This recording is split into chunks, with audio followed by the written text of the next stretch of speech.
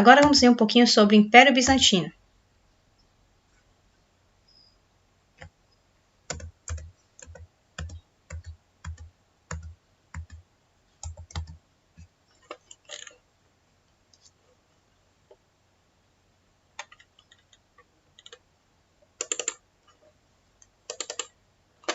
Vamos ver um pouquinho agora sobre o Império Bizantino.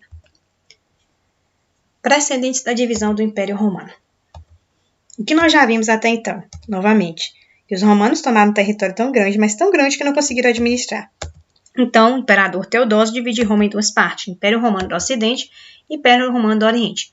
O Império Romano do Ocidente foi aquela que nós já vimos, que foi o Império dos Francos, depois virou o Carolígeno, e agora vamos entender um pouquinho sobre o Império Romano do Oriente. O Império Romano do Oriente. Bom, diferente do Império Romano do Ocidente, este durou mais tempo, por séculos, foi uma verdadeira potência na Europa. O Império Romano e a expansão da retração, ou seja, por várias vezes durante esse período, o Império praticamente cresceu seu território e também diminuiu. Um imperador chamado Justiniano desejava aumentar o território de Roma, no intuito de, novamente, ter o Império inteiro romano, todo o território do Império Romano em suas mãos. Bom, esse projeto meio que deu certo durante um século, mas no século seguinte ele perde boa parte do território que havia conquistado. Poder comercial. Bom, um local estratégico era justamente a cidade de Constantinopla, que pertencia justamente ao Império Oriental. Constantinopla tinha lá suas vantagens. Primeiro, que ela ficava entre o Mar Negro e o Mar Mediterrâneo, também tinha contato com o Império Romano do Ocidente, e ele também tinha contato também a vários continentes, como, por exemplo, o Egito, a Europa, a Ásia, a África. Bom, então lá se construiu uma imensa feira. E nessa feira havia vendas de vários tipos de produtos, como especiarias do Egito, a seda da China, peles da Rússia, o vinho da Grécia, pedras preciosas, perfumes, metais como ouro, prata, cobre, ferro, estanho e chumbo.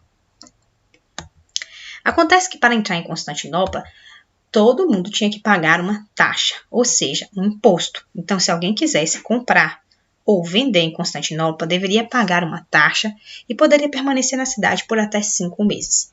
Ao sair, todos os produtos que ele havia comprado deveria passar novamente por fiscalização, onde eles deveriam pagar novamente um imposto. Na verdade, Constantinopla ela foi uma potência mundial até o século XIII, ou seja, por muito tempo. Até que certo dia, lá no finalzinho da Idade Média, ela foi invadida pelos cruzados. Para quem não conhece, nós vamos estudar um pouquinho sobre os cruzados nos próximos capítulos. Inicialmente, os cruzados eram um exército que, em nome da igreja e em nome de Deus, eles resolveram tomar Jerusalém dos muçulmanos. Então, ao invés de ir direto para Jerusalém, eles resolveram desviar e parar em Constantinopla. Lá eles saquearam e destruíram a cidade. E assim Constantinopla acabou. Estrutura política e jurídica. O Império Bizantino era considerado uma aristocracia absoluta, ou seja, todo o poder estava na mão do imperador, também conhecido como Basileu, em grego, que era o rei em grego. Bom, eles costumavam comandar as forças armadas, controlar a legislação, fixar as taxas, a quantidade de impostos, nomear e destituir quem ele quisesse.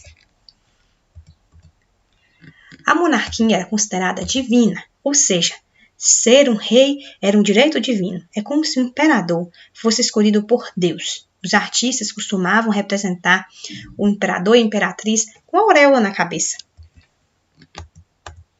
O Império Bizantino e o direito. Os imperadores e a criação das leis. Vamos ler. Os imperadores eles tinham um papel muito importante no processo da criação das leis. Um dos principais criadores foi Justiniano, que governou de 527 até 565. Ele e os juristas utilizaram os preceitos do direito romano, que ficou conhecido também como Código Justiniano. O imperador Adriano reuniu legislação, que foi outro imperador, chegou a reunir legislação de Roma do século II até o século VI, e até hoje o direito europeu é fundamentado nas leis do direito romano. A Igreja Bizantina. O rei era considerado uma autoridade na igreja. Além de cuidar do poder legislativo, judiciário e executivo, o imperador bizantino também costumava intervir nas decisões da igreja. O patriarca. O patriarca da igreja, ele era considerado um verdadeiro representante, mas o rei também tinha o poder de nomear seu patriarca e outros membros da igreja, que eram considerados também funcionários públicos. O rei era chamado várias vezes para resolver questões da igreja e muitas vezes demonstrou autoridade sobre questões religiosas. Um rei chegou a nomear seus filhos como patriarca. O rei também já tirou a nomeação de um patriarca porque não concordou com seu quarto casamento.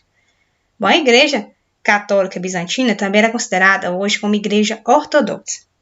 E tem algumas coisas contrárias contra a católica romana, que é muito utilizado no Império Romano do Ocidente.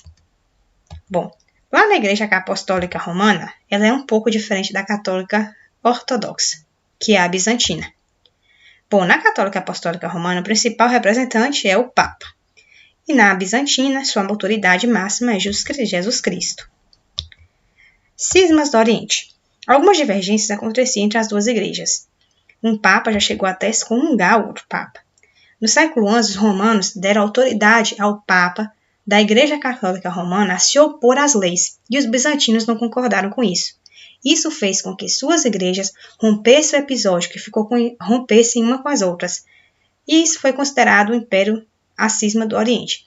Não sei se vocês conseguiram entender. Tipo, é como se uma igreja católica tivesse rompido com a outra igreja católica, porque uma aceitava a intervenção do rei, da igreja nas leis, e a outra não aceitava.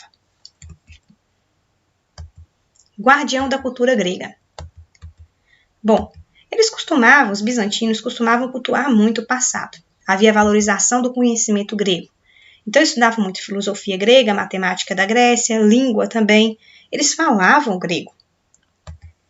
Isso não impediu também que os bizantinos também introduzissem outros conhecimentos. É claro que eles adquiriram outras coisas e com o tempo foi acrescentando ao que eles já sabiam.